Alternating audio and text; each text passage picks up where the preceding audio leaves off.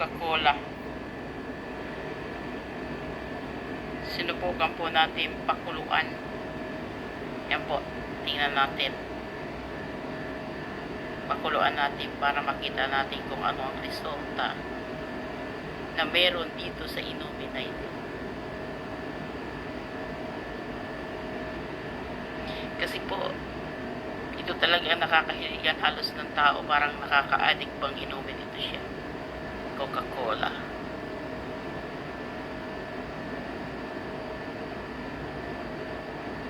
Kumukulo na po.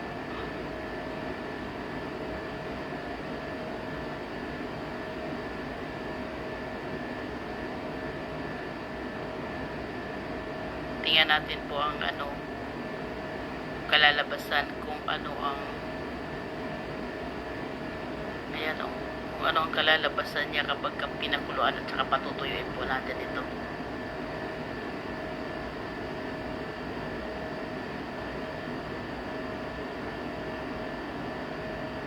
Yan po. Kumukulo na siya.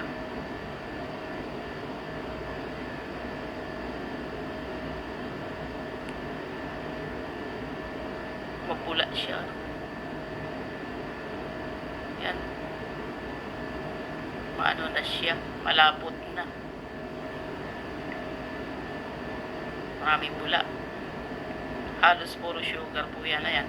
Malagkit na.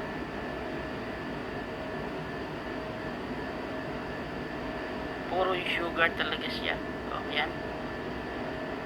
Puro sugar ang mayroon dito sa inumin na to.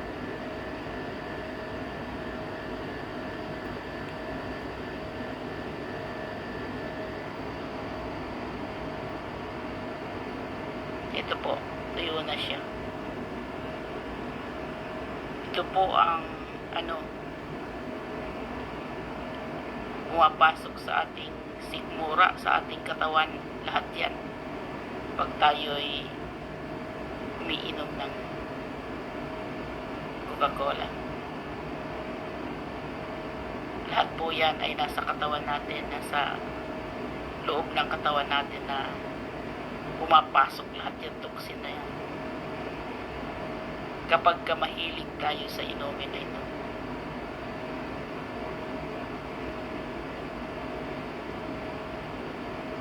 Sugar ang ating mga naiinom lahat mula sa inumin na Coca-Cola. Yan.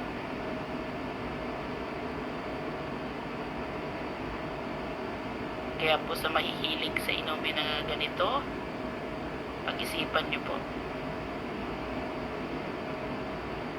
Kung gusto po nyo ng ganyang karaming toxin, ay di sige po.